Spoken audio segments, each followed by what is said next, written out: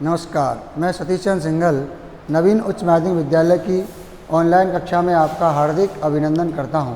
प्यारे बच्चों, पिछले वीडियो में अपन ने कृषि के विभिन्न प्रकारों के बारे में पढ़ा।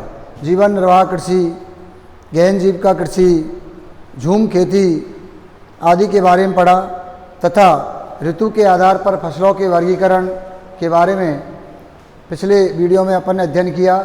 ऋतु के आधार पर फसल 3 प्रकार की मैंने आपको बताई, खरीफ, रबी और जायद, और उसकी पूरी जानकारी आपको पिछली वीडियो में दी गई। इसके साथ ही मैंने आपको उत्पादन तथा उपयोग विधियों के आधार पर फसलों का वर्गीकरण स्पष्ट किया।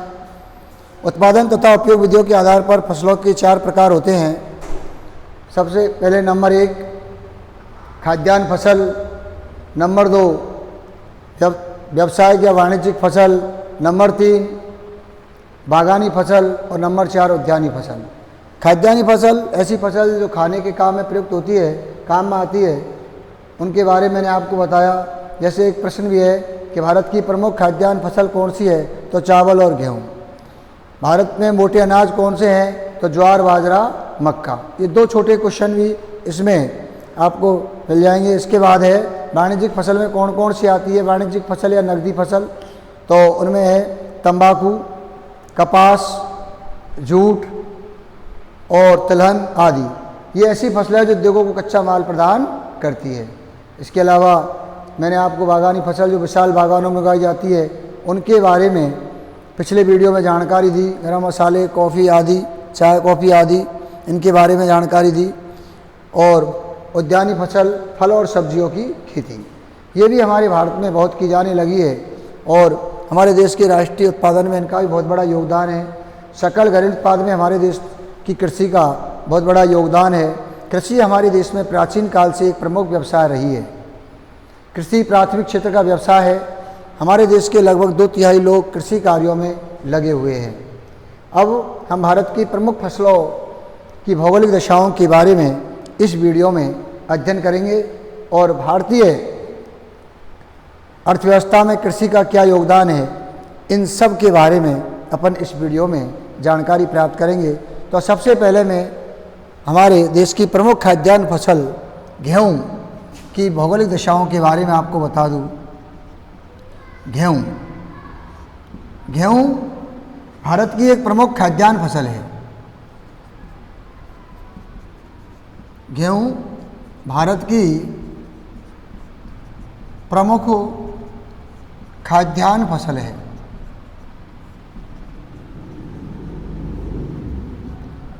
गेहूँ भारत की प्रमुख खाद्यान्न फसल है और यह रबी की फसल है। रबी की फसल है। गेहूँ की फसल को बोते समय 10 डिग्री तापमान होना चाहिए तथा काटते समय 25 डिग्री सेंटीग्रेड तापमान होना चाहिए। तो इतना तो तापमान होना चाहिए। और वर्षा 50 से 75 सेंटीमीटर वर्षा होनी चाहिए।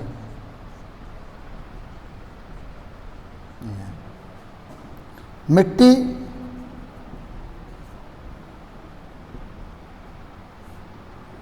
गेहूं की फसल के लिए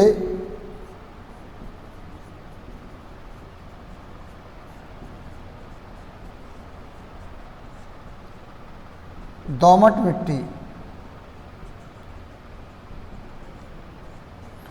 मिट्टी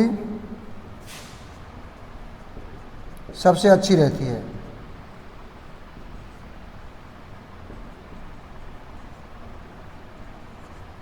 दोमट मिट्टी सबसे अच्छी रहती है। तो गेहूँ भारत की प्रमुख खाद्यान्न फसल है। यह रबी की फसल है। इसको बोते समय 10 डिग्री तापमान तथा काटते समय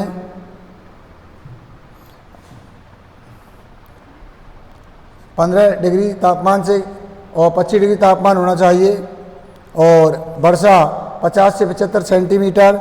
मिट्टी, गेहूं की मिट्टी के लिए दोमट मिट्टी सबसे अच्छी रहती है। और इसके जो उत्पादक राज्य है गेहूं के भारत में, उत्पादक राज्य वो है, सबसे ज़्यादा गेहूं उत्तर प्रदेश में होता है, पंजाब, हरियाणा, मध्य प्रदेश,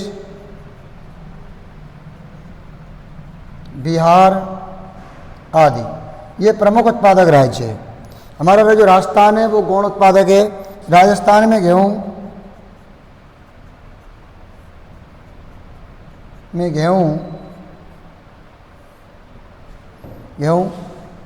श्री गंगानगर,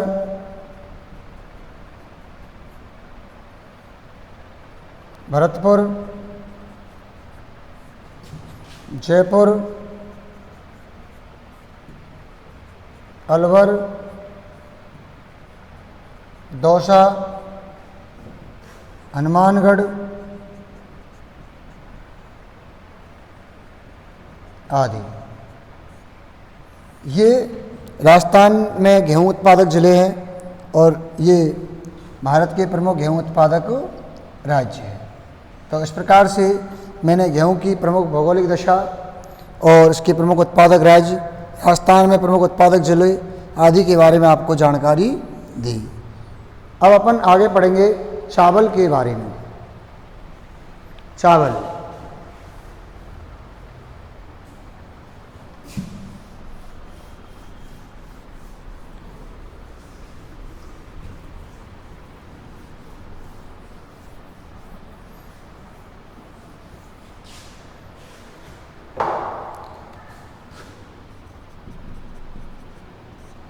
चावल ये भारत की प्रमुख खाद्यान्न फसल है। चावल प्रमुख खाद्यान्न फसल है। यह खरीफ की फसल है।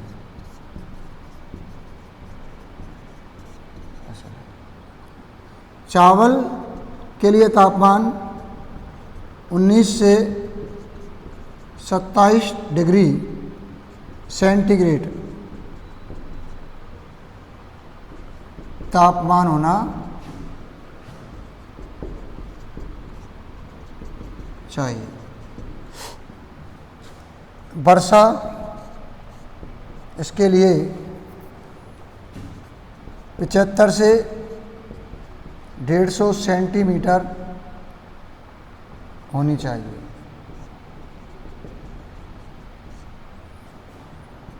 मिट्टी कछारी, दोमट मृदा,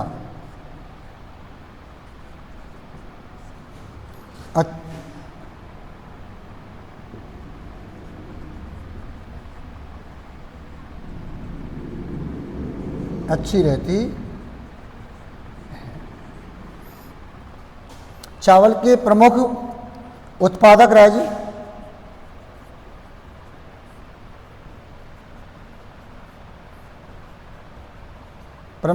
राज्य है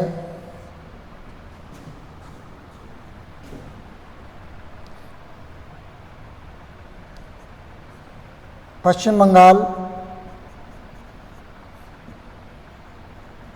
उड़ीसा,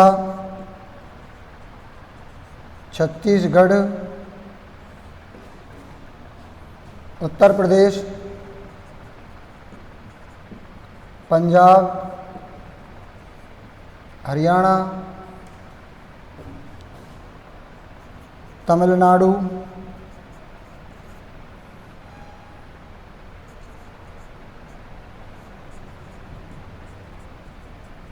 केरल, महाराष्ट्र, गुजरात आदि ये भारत के प्रमुख चावल उत्पादक राज्य हैं। उसके बाद राजस्थान के प्रमुख उत्पादक ज़िले तो कोटा,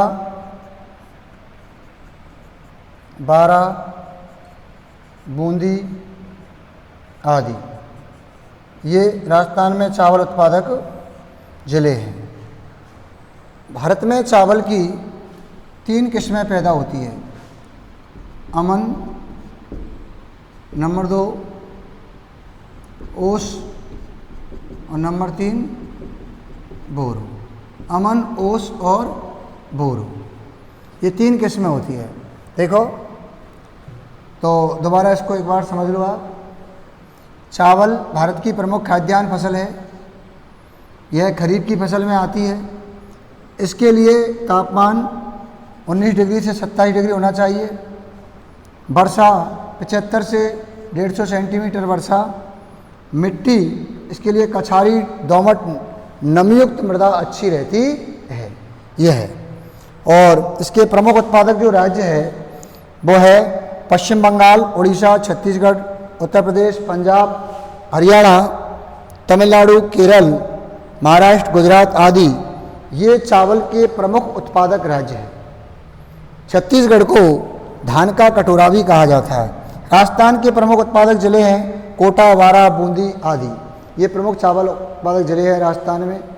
तो इस प्रकार से अपने चावल की भौगोलिक दिशा और प्रमुख उत्पादक क्षेत्रों के बारे में पढ़ा। चावल की 3 किस्में होती है, अमन, ओस और बोरो। ये 3 किस्में हैं। इसके साथ आगे अपन पढ़ते हैं कपास के बारे में। कपास एक प्रमुख रेशेदार फसल है। प्रमुख रेशेदार फसल है। कपास के लिए काली मिट्टी सबसे अच्छी रहती है और इसके लिए 30 डिग्री तक तापमान होना चाहिए। ये रेशेदार फसल है और काली मिट्टी इसके लिए सबसे अच्छी होती है। 200 सेंटीमीटर तक इसके लिए बरसात होनी चाहिए तथा यह गुजरात, महाराष्ट्र, तमिलनाडु, मध्य प्रदेश में ज़्यादा पैदा की जाती है। राजस्थान में ये गंगानगर, कोटा, हनुमानगढ़ में पैदा की जाती है। तो इस प्रकार से ये कपास के बारे में है। कपास के लिए कैसी मिट्टी अच्छी रहती है? काली मिट्टी। कैसी मिट्टी? काली मिट्टी। इसको रेगर मृदा भी कहते हैं। रेगर मृदा भी कहते हैं। तो यह है कपास। कपास एक वाणिज्यिक फसल है। इसकी ज़्यादा खेती हमारे भारत में गुजरात, महाराष्ट्र, तमिलनाडु, मध्य प्रदेश में होती है। अब भाखड़ा नागर बांध से पानी मिलने के कारण और अन्य बांधों से पानी मिलने के कारण ये हमारे राजस्थान में गंगानगर, कोटा, हनुमानगढ़ में भी पैदा की जाने लगी है। और इसकी 3 किस्में होती है।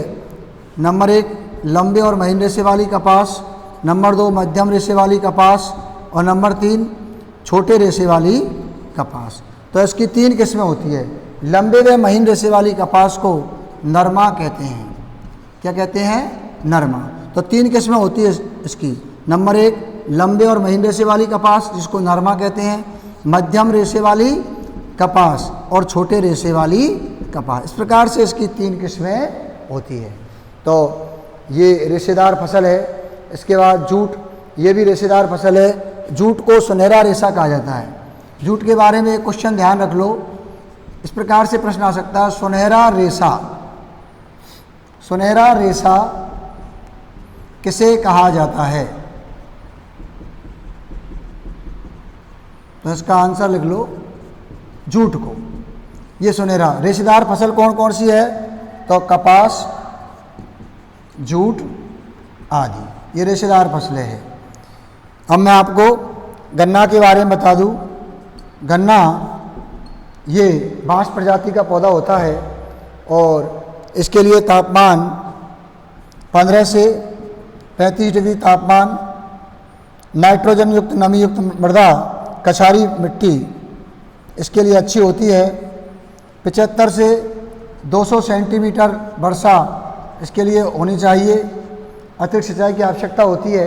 भारत में सबसे ज़्यादा गन्ना उत्तर प्रदेश, महाराष्ट्र, बिहार, तमिलनाडु आदि प्रांतों में उगाया जाता है। गन्ना शक्कर बनाने में काम आता है।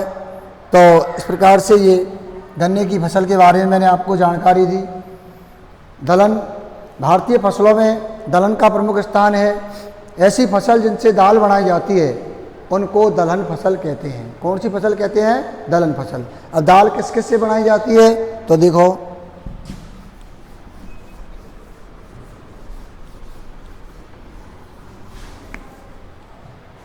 दाल चना, मूंग, उड़द, मसूर, चना, मूंग, उड़द, मसूर, सोयाबीन आदि से बनाई जाती है।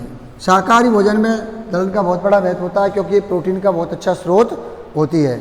हमारे भारत के मध्य प्रदेश में सबसे ज़्यादा दलहन पैदा की जाती है। सोयाबीन दलहन भी है और तिलहन भी है। चना सबसे ज़्यादा पंजाब में पैदा किया जाता है। तिलहन फसल ऐसी फसल है जिनसे तेल निकाला जाता है। सरसों, अरंडी, सोयाबीन, तिल्ली, मूंगफली आदि ये तिलहन फसलें हैं। भारतीय अर्थव्यवस्था में तिलहन फसलों का भी बहुत बड़ा योगदान है। ये तिलहन उद्योगों के लिए कच्चा माल उपलब्ध कराती है। सरसों उत्पादन में राजस्थान सबसे अग्रणी है। सरसों उत्पादन में राजस्थान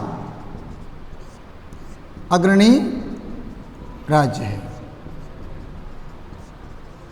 राजस्थान अग्रणी राज्य।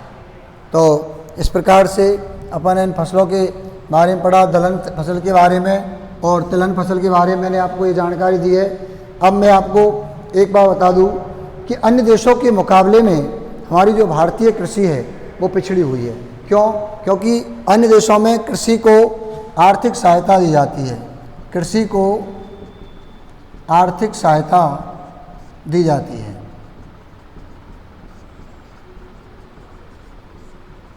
वहाँ पर समर्थन मूल्य ज़्यादा दिया जाता है। किसानों को सस्ते ऋण आदि उपलब्ध कराए जाते हैं। इसलिए हमारी भारतीय कृषि अन्य देशों के मुकाबले में पिछड़ी हुई है। तो यहाँ पर एक प्रश्न भी है कि भारतीय कृषि अन्य देशों से पिछड़ी हुई क्यों है?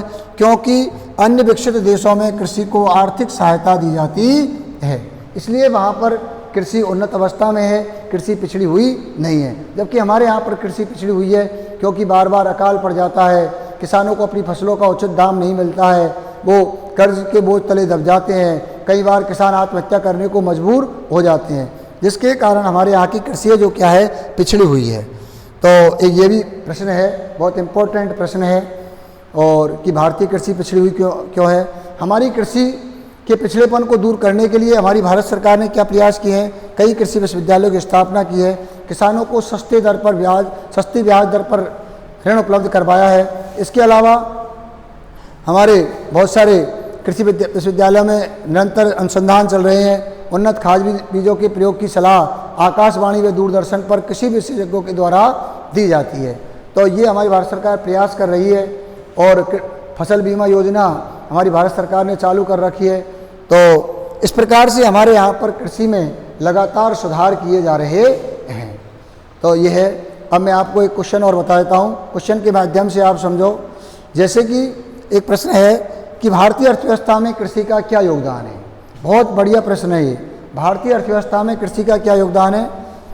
तो इसका आंसर है, पहला जो पॉइंट है वो है कि भारतीय कृषि में हमारे देश की कुल जनसंख्या के लगभग 2/3 लोग कृषि कार्य में प्रत्यक्ष और अप्रत्यक्ष रूप से लगे हुए हैं।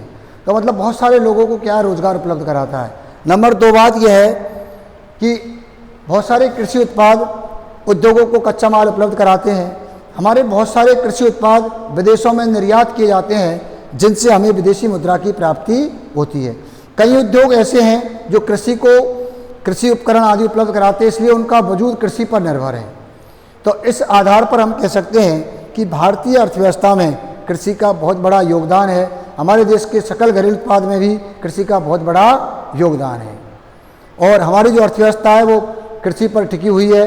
लेकिन वर्तमान समय में अब हमारे देश के सकल घरेलू उत्पाद में लगातार कृषि का योगदान वैसे कम होता जा रहा है। तो यह आगे अपन इसमें देखो, मैं तुमको कार्बनिक कृषि के बारे में और बता दूं। कार्बनिक कृषि क्या है, इसको ढंग से आप समझें। कार्बनिक कृषि ऐसी कृषि जो बिना रासायनिक खादों के की जाती है, उनको कार्बनिक कृषि कहते हैं। तो ये इस अध्याय में मैंने आपको कृषि की विभिन्न विधियों और कृषि के विभिन्न प्रकारों तथा हमारे देश की प्रमुख फसलों की भौगोलिक दशाओं के बारे में आपको इसमें जानकारी दी। अब मैं कुछ जो महत्वपूर्ण प्रश्न हैं इस अध्याय के वो आपको बता दूं।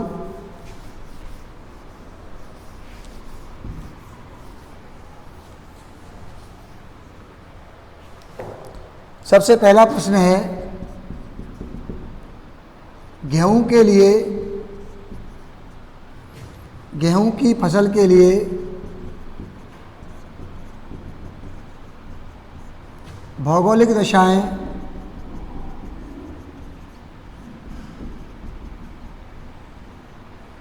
कैसी होनी चाहिए?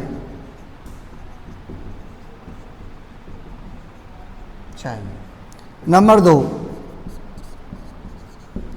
सुनहरा रेशा कौन सी फसल को कहते हैं?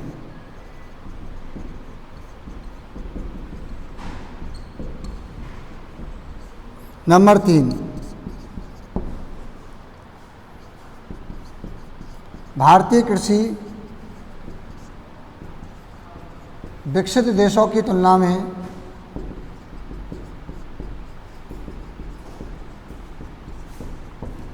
क्यों पिछड़ रही है?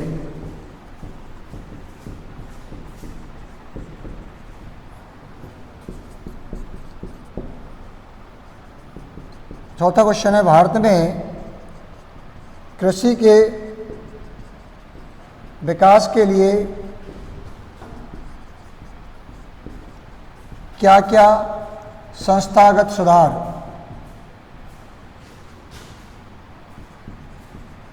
सुधार किए जा रहे हैं? तो इस प्रकार से ये 4 प्रश्न हैं जो आपको होमवर्क में करने हैं और ये आपको नवीन विद्यालय के ऐप पर होमवर्क करके डालने हैं। वीडियो को आप बार बार देखें, अच्छी प्रकार से समझें। धन्यवाद।